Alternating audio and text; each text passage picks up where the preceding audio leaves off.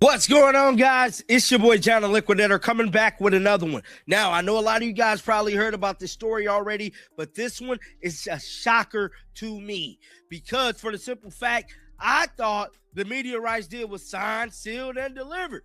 It was over. They got their little $2 billion, went on about their business. I'm here to tell you that is not the case with the WNBA. Now they're seeking more money. Why is this? Now, everybody been reporting all across the board how the ratings is slowly dipping. There's a dip in the ratings. Not a big dip. She finally said it. Kathy Engelbert sat there and basically told the world that the Caitlin Clark era wasn't the primary reason for the league's massive new payday. After months of carrying the entire WNBA on her back, Caitlin had to listen to the commissioner take every ounce of credit for a $3 billion deal. The silence from Caitlin's camp was deafening, until the truth about how the league actually views her value started leaking out. It wasn't just a slap in the face, it was a total dismissal of the greatest economic engine women's sports has ever seen. Now, the fallout is threatening to tear the league's newfound stability apart before the ink even dries on the contract. Now, everybody been reporting all across the board how the ratings is slowly dipping. There's a dip in the ratings. Not a big dip, but a dip that is very noticeable. Now, I'm here to tell you, Indiana Fever season tickets look a little dippy too. People can say what they want. Granted, now the home opener game was pretty good. It was a good attendance. Can't say nothing bad about it. Will it be like this for the duration of the season? See, that's the point. Now, the Indiana Fever is headed to LA for their next game. Will that game be sold out? I don't know. Will they next? The numbers being thrown around are absolutely staggering, but the disrespect behind them is even worse. We are talking about an 11-year media rights portfolio that has ballooned to over $3 billion. Everyone knows that money doesn't exist without number 22 on the court, yet, the narrative being pushed from the top office tells a different story. They want you to believe this was a long-term plan that was always going to happen, regardless of who was drafted. It's a bold-faced lie that ignores every metric we've seen over the last year. If Caitlin Clark doesn't suit up, those boardrooms stay empty, and those checks never get signed. Has dropped significantly, not by like a couple thousand, a couple million. I probably lost 2 to 3 million views a month since Caitlin Clark got hurt. A month, 2 to 3 million a month. We're talking real numbers, bro. Now, if I'm getting hit like that, could you imagine what the WNBA feel like? I'm losing that a month. They probably losing that a day per all the games, or even more than that. Now, that being said, they know the end could possibly be near. So what do cats? The shift in the WNBA's financial landscape is being hailed as a miracle, but for Caitlin Clark, it feels more like a betrayal. While she's out there breaking records and bringing in millions of new eyes, the league is busy signing decade-long deals that might actually lock her into a system that doesn't value her individual worth. Think about it, an 11-year deal means the league is betting that they don't need to keep innovating, as long as they have the guaranteed cash. But what happens if the fans realize the league is sabotaging their favorite star? We are already seeing a dip in the ratings that should have everyone in the front office shaking in their boots. About all of this is that I believe they gave her the more damn money. Shout out to Fox News, man. Stated the WNBA media rights deal balloons past $3 million after adding new broadcast partners to an 11-year portfolio. Boy, I would sure like to know the inner workings of that. 11 years? Nah. I just gotta be honest, man.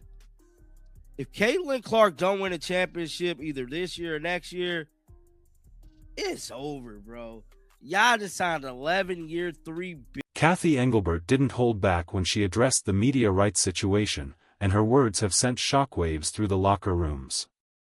She claimed that when she joined, the league only had 15 games on national platforms, and now they are looking at over 200. She's taking a victory lap for visibility, while ignoring the fact that people aren't tuning in for the WNBA brand. They are tuning in for Caitlyn. By trying to frame this as a corporate success story, rather than a player-driven phenomenon, she is essentially telling the stars of the league that their personal endorsements and individual draws are secondary to her management skills. Nah, I just gotta be honest, man. If Caitlin Clark don't win a championship either this year or next year, it's over, bro. Y'all just signed an 11-year, $3 billion contract. Ain't no way. Instead of USA Network, CBS, and Ion, Disney, NBC Universal, Amazon, all join the league, man. Crazy work. The WNBA media rights deal just got even bigger.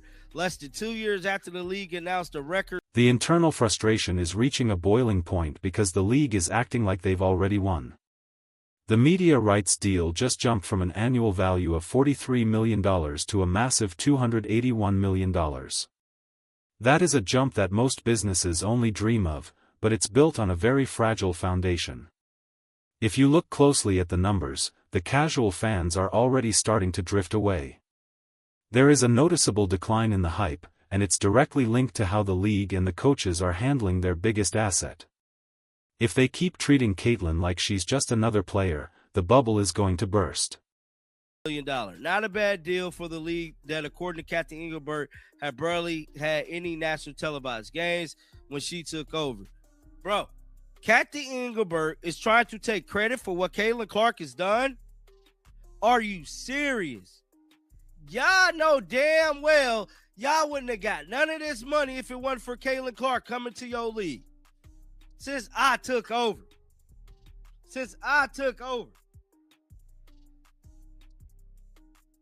Wow. I'm damn near lost for words.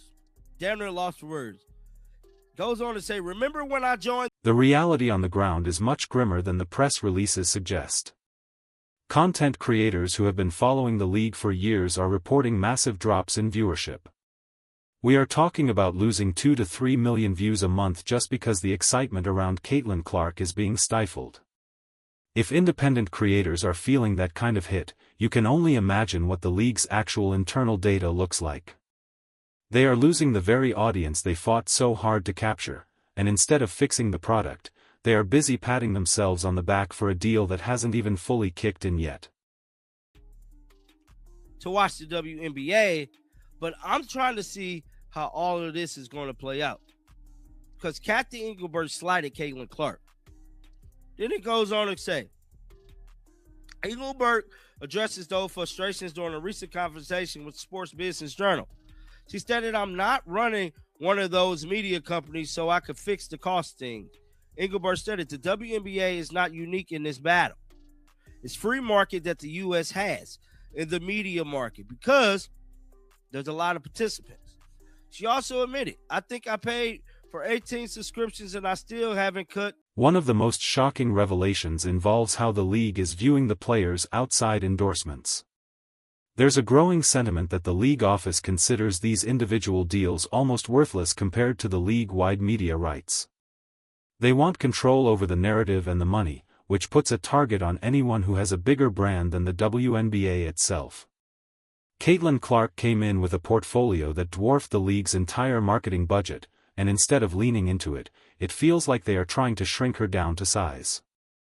It's a recipe for disaster that could drive the biggest stars away. I think this could be a recipe for disaster.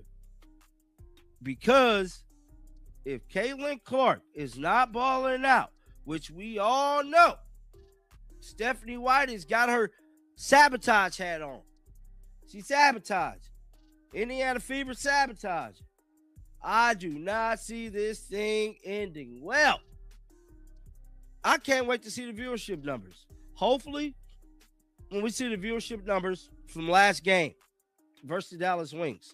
Because as of right now, I don't believe any viewership numbers has been released. The timing of these comments couldn't be worse, especially with the way the Indiana Fever have been performing. There are serious whispers about sabotage coming from within the coaching ranks. When you see Stephanie White's name pop up in these discussions, it's hard not to wonder if there's a deliberate attempt to keep Caitlin from reaching her full potential. If she's not balling out, the league loses its leverage, but it seems some people would rather the league fail than see one player have all the power. It's a dangerous game of ego that could cost everyone billions of dollars in the long run. Let's talk about the actual cost to the fans, because this is where the greed really starts to show. Engelbert admitted that she pays for 18 different subscriptions and still hasn't cut the cable cord. Now she expects the fans to do the same just to follow their favorite teams. The league is spreading its games across Disney, NBC, Amazon, USA Network, and more. They are making it harder and more expensive than ever to be a fan. They are chasing the immediate cash from these broadcast partners while completely ignoring the user experience. If people can't find the games, they aren't going to watch, no matter how much money is in the deal. The league is currently bragging about having over 65% of their games broadcast nationally, but that number is a double-edged sword. If you put a product on national TV that feels forced, or where the star is being marginalized, you are just showing the world that you don't know what you're doing. The home opener had great attendance, but the sustainability is the real question. Will the arena stay full when the novelty wears off? If the ratings continue to dip, these big networks are going to start wondering why they agreed to an 11-year commitment for a league that can't keep its audience engaged. Caitlin Clark's silence was finally broken when the report surfaced about how her worth was being discussed in these high-level meetings. It's becoming clear that there is a divide between the players who move the needle and the executives who want to take the credit. The commissioner claims that the WNBA is now competing with the NHL and MLB for visibility, but that sounds like a pipe dream when you look at the actual engagement numbers. Baseball has a deep-rooted history and a massive daily audience that the WNBA hasn't even begun to tap into. Comparing the two right now is not just ambitious, it's delusional. The most insulting part of the commissioner's stance is the idea that the growth happened because she took over. She's essentially trying to erase the impact of the most legendary draft class in history to protect her own legacy. Every single metric from jersey sales to ticket prices to social media mentions points directly to one person. To sit there and talk about how she fixed the media rights by adding partners like Ion and Scripps is a joke. Those partners came to the table because they saw the Caitlin Clark effect in college and wanted a piece of the action. Without her, they wouldn't even be picking up the phone. We are seeing a massive disconnect between the corporate side of the league and the reality of the game. The league is celebrating a jump from $43 million to nearly $300 million a year, but the players are still dealing with the same old issues. If this money doesn't trickle down to better travel, better salaries, and better marketing for the individual stars, then what was the point? The 11-year deal feels like a trap designed to keep the status quo in place while the executives get their bonuses. It's no wonder there's so much tension brewing behind the scenes right now. The fans are starting to catch on to the sabotage narrative as well. It's not just about the playing time or the coaching decisions, it's about the overall vibe of the league. When the commissioner talks more about her 18 subscriptions than she does about the talent of her players, you know the priorities are messed up.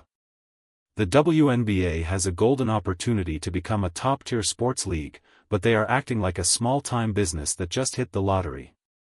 They are spending the money before they've actually secured the future, and that is a dangerous way to run a professional sports organization. If Caitlin Clark doesn't win a championship or at least dominate the league within the next 2 years, the entire $3 billion house of cards could come crashing down. The network signed on for the superstar, not for the logo. If the league continues to allow coaches to stifle her game, or if the officiating continues to be a point of contention, the fans will simply stop caring. We've seen it happen in other sports where a phenom is mishandled by the establishment. The WNBA cannot afford for Caitlin to become a what-if story because they were too proud to let her lead. The comparison to the MLB is particularly telling of the delusion at the top. Baseball fans are some of the most loyal in the world, and they show up day in and day out for 162 games. The WNBA is struggling to keep people interested for a 40-game season. Instead of trying to claim they are on the same level, the league should be focused on why their own ratings are dipping during the most important stretch of their history. They are so focused on the visibility percentage that they are forgetting to make the actual product worth watching in the first place. Caitlyn's camp is reportedly livid about the worthless sentiment regarding her individual brand. They know that she is the one who brought State Farm, Gatorade, and Nike to the table in a way the league never could. For the commissioner to imply that the league's national platform is the reason for the success is a total inversion of reality. It's the players' brands that make the platforms valuable, not the other way around. If the league continues to downplay the importance of these individual endorsements, they might find their stars looking for the exit sooner than they expected. There is a recipe for disaster brewing in the WNBA, and it's being cooked up by the very people who should be protecting it. When you combine high subscription costs, dipping ratings, and a leadership team that takes credit for player-driven success, you get a toxic environment. The casual fans who jumped on the bandwagon during the NCAA tournament are already falling off because the WNBA experience is so fragmented and frustrating. They wanted to see the generational talent they fell in love with, not a corporate lecture on media rights and market participants. The next few sets of viewership numbers are going to be the most important in the league's history. If the games against teams like the Dallas Wings don't show a significant upward trend, the panic button is going to be hit. The league is betting everything on the idea that more partners equals more visibility, but visibility doesn't matter if people don't like what they see. If the product on the court remains inconsistent and the stars are being held back, no amount of Disney or Amazon money can save them from a decline in actual fan interest. Caitlin Clark has been the ultimate professional throughout this entire ordeal, but everyone has a breaking point. To be the face of a movement and then be told your contributions are just part of a long-term corporate strategy is enough to make anyone frustrated. She has remained silent for a long time, but the cracks are starting to show. Her camp is beginning to realize that the league might be more interested in controlling her than they are in growing with her. If that's the case, the relationship between the league's biggest star and its leadership is headed for a massive collision. That we are looking at a situation where the WNBA could potentially alienate its entire new fan base within a single season. The shocking comments from the commissioner aren't just words, they are a window into a mindset that prioritizes the institution over the individuals who make it great. It's the same old story of management trying to prove they are more important than the talent. In the world of sports, that is a losing battle every single time. The fans don't buy tickets to see the commissioner. They buy them to see the magic that happens when Caitlin Clark has the ball. The 11-year deal is the ultimate gamble. It provides a safety net of cash, but it also removes the incentive for the league to fix its internal culture. They think they are set for the next decade, but 11 years is a long time in the media world. If they lose their audience now, they will be playing to empty arenas and silent airwaves for a very long time. The worthless comments might have been the spark that starts the fire, and if the league doesn't start showing some real respect to its players, they are going to find out just how valuable those worthless endorsements really were. As we move forward, the question remains, will the WNBA embrace the Caitlin Clark revolution, or will they continue to try and take credit for a fire they didn't start? The fans are watching, the sponsors are watching, and most importantly, the players are watching. The silence has been broken, and the truth is finally out there. The league is at a crossroads, and the decisions they make in the next few months will determine if they become a global powerhouse or just another cautionary tale of corporate greed and ego. Keep those notifications on, because this story is just getting started.